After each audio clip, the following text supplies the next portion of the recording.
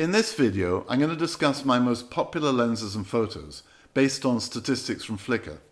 All but two of these lenses are from the film era, used on modern digital cameras. I hope the video will give you some new insights and ideas into the kinds of lenses and compositions that people seem to like. As we all know, the internet has revolutionized how we share photos. If anyone told me when I started out that my photos would have millions and millions of views, then I'd have said you were completely bonkers. But Flickr and other photo sharing sites have helped us share images with so many other people around the world. I've been using a variety of cameras over the years, including Pentax, Canon, Sony, and mobile phones, with old and new lenses from Japan, Germany, and Russia. To me, after the compositions, the lenses are the stars of photography, not really the cameras. One of the most fun parts of posting photos on Flickr is getting explored, where your photo is chosen by some magic formula to be one of the top 500 or so photos for a day. And Explored dramatically increases the numbers of people who look at your photo, many tens of thousands of views for the more successful explores. I started posting photos to Flickr in May 2013, and it took me 18 months to get my first explore. At first I thought that the main reason for no explores was that the explore algorithm, that apparently looks for photos of interest, simply didn't think my photos were interesting enough or good enough. Although I accepted that, over time I genuinely thought that one or two of my photos were at least as interesting as some of the photos getting explored. So then I thought, perhaps Flickr didn't rate photos taken with old lenses. Most of my photos posted on Flickr are from old lenses over 40 years old. Perhaps the fact that my photos with these old lenses were not always digitally razor sharp, or didn't have the vibrant HD type processing of new digital lenses, the type of photos I saw on Explore, maybe that was holding the old lenses back. But actually, this wasn't the case either. Since my first Explore, I've had 160 explores and over 7 million views from 46 different lenses.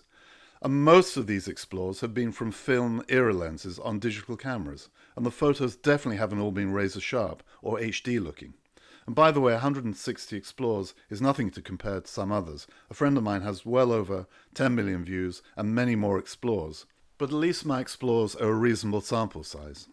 It's fair to say I've never been any good at predicting which photos or lenses will be explored.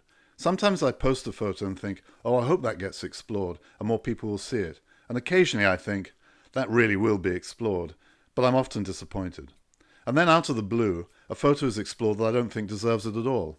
As a rule, I post photos to add to albums of specific lenses, or for group themes and challenges, or just for fun, not simply to try to get explores. However, it is possible to see compositions that are more successful than others on Flickr, and I tried this out one day with this photo. I'd read on a forum that Flickr seemed to be favouring sunsets behind trees, rather than straightforward sunsets on the beach, holiday-type snaps. So when we visited friends by the sea, I took this photo, putting these groins in front of the sunset. Not something I'd tried before, but hey presto, the photo was explored. I've found groups and forums are a good way of significantly boosting interest in your photos. Joining groups and forums and participating regularly by commenting and favouring other people's photos really helps. Oh, and one more thing. I stopped typing the name of the lens on each photo as a kind of signature, or adding a border, things I don't think Flickr is so keen on. In terms of my own compositions, I tend to focus on subjects that show off the bokeh of the lenses. That just happens to be my thing. It suits my lifestyle as well, as I live and work in a city, nowhere near the countryside or a beach, and I don't post portraits of my wife or kids, or birds for that matter. I think it helps to have some kind of style or theme that people can identify you with. And post-processing is another way you can develop a unique or even an eye-catchingly quirky style with specific types of color tints and lighting effects. The vast majority of my explored photos have been processed in some way, mostly in minor ways, like a small boost in colors or contrast, and sometimes a slight vignette to help add depth. And to be honest, some old lenses really do benefit from post-processing. I don't have any predefined settings. I tend to look at each photo on its own merits. A few photos get a lot more processing, and this explored image is my most extreme example of processing. For a long time, I thought that Explore had such a strong preference for color photos that none of my monotone images would ever be explored. But I broke the trend with this fisheye photo, and since then 17% of my explored photos have been black and white. I still tend to value these explores more than color images because I feel they're harder to get. Now let's get on to the lenses and photos. I'd like to start by listing my top 5 lenses in terms of numbers of explores, then I'll list my top 5 lens albums ranked by views, and then I'll show you my most faved explored photos. Starting with my top 5 most explored lenses, I'm going to include a sample of the explored photos, and you can see all my other explores on my Flickr stream. So here's the 5th most explored lens, the Macro Takuma 50 f4. It's nearly 60 years old, a preset lens with 2 sets of aperture rings at the front. It's very sharp at all stops, with 1:1 magnification. It's manual focus, but that's not such a big deal with macro photography. f4's a bit slow, that's really the only big weakness of this lens. I've taken and posted a lot of photos with this lens because I enjoy using it so much, and I enjoy macro photography. Only 2.7% of photos posted with this lens have been explored, the lowest percentage amongst the top 5 lenses. I personally found that pure macro, really close-up shots, don't seem to do so well at Explore. I think it's a shame, but at least the photos from this lens get a lot of views outside Explore as well. These last 2 photos are amongst my most viewed and favoured images, and you'll see them again. Number 4 is this fisheye lens, the DA10-17. It's a modern digital lens designed for crop sensors, but you can also use it on full-frame camera, where it works perfectly well from around 14mm. Unlike older lenses, it doesn't have an aperture ring. Setting the aperture from the camera is not a major issue, as long as the camera can communicate with the lens, of course. The fisheye has an unusual point of view for photos, and this helps to add interest to the composition.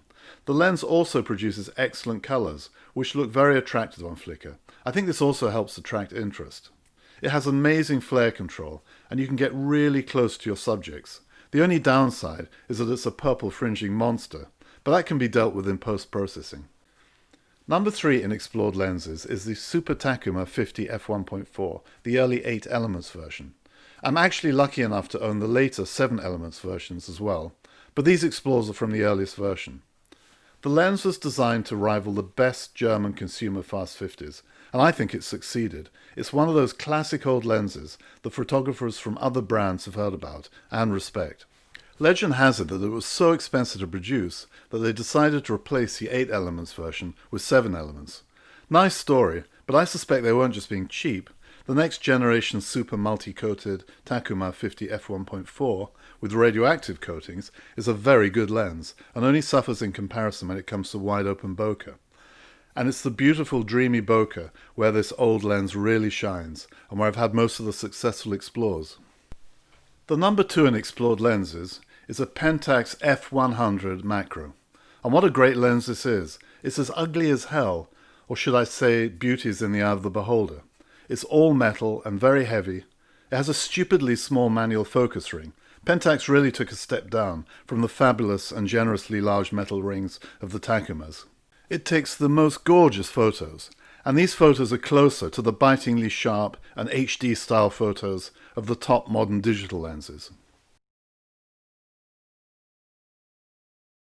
My number 1 explored lens is a Helios 44-2. Not really a surprise, as this lens is a very popular old lens, famous for its swirly bokeh. It's used by loads of people across many different camera formats.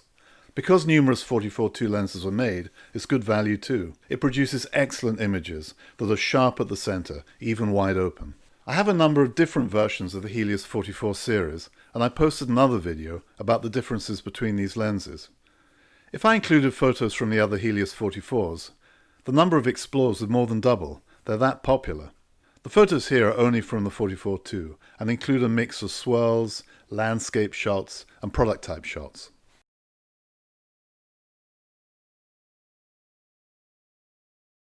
The interesting thing about some of my explores with this lens is that they've involved playing around with the lens, reversing the front element and adding filters with shapes to the front, as you can see in these photos.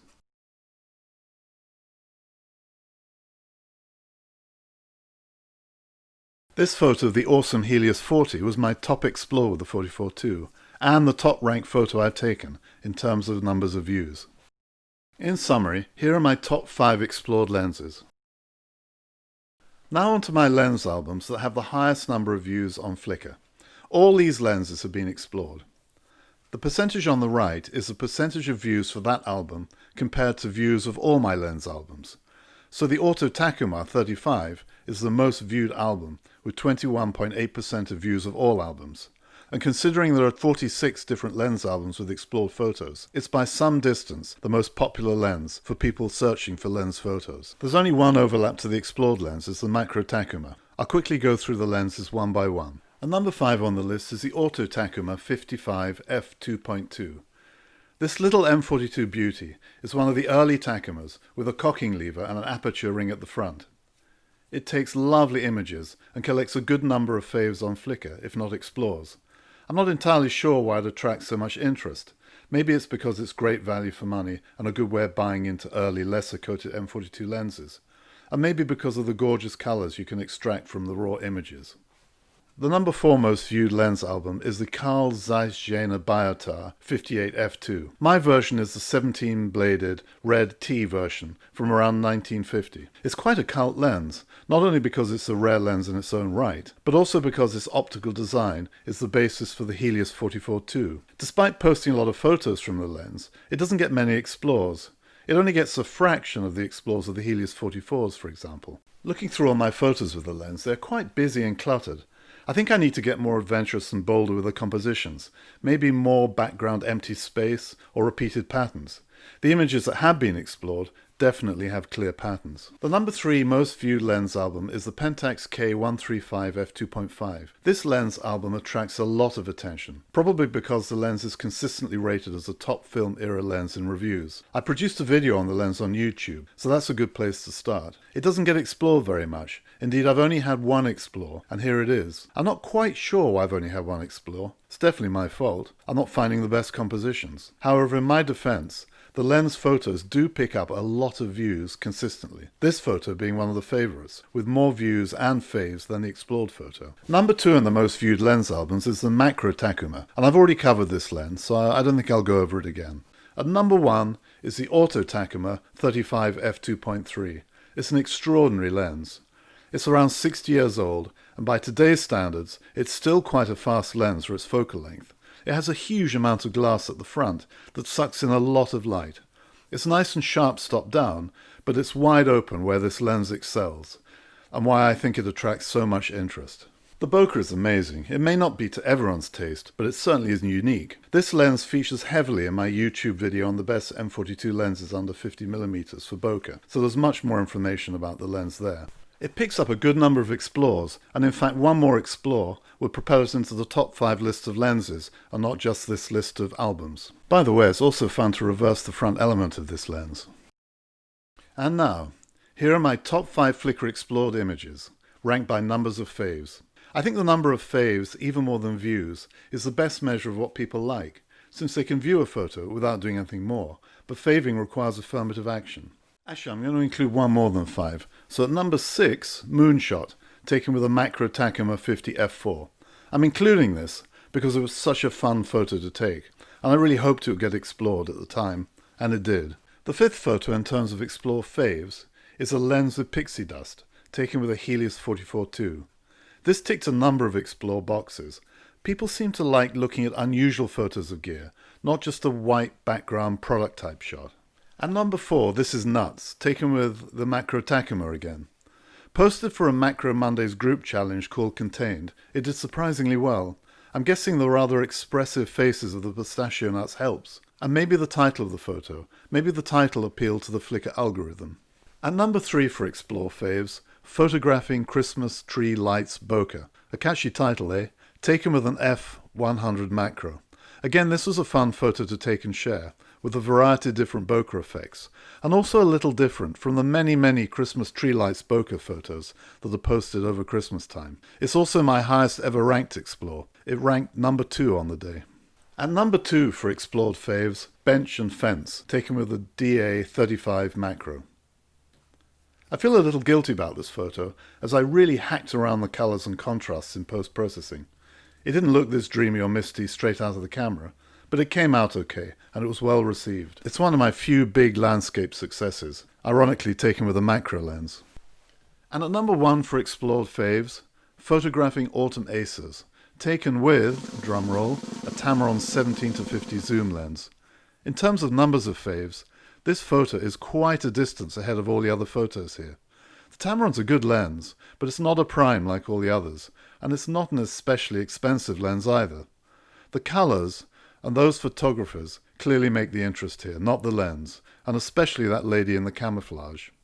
Proof that when all is said and done, it's the composition that can really make a popular photo, and not an expensive lens or camera. Composition is more important than your camera or lens. That's the key message here. And to prove it, one last photo, or actually two last photos. The only time I've had the same image explored twice, once in colour and once in black and white, and both explored on the same day. And would you believe it, they were both taken by an old mobile phone. Anyway, I hope you found this video interesting, and maybe it's given you some new ideas for lenses and compositions. I've listed all the lenses shown in the video in the description below. Please subscribe if you'd like to see more videos about these and other lenses, and any comments would be most welcome.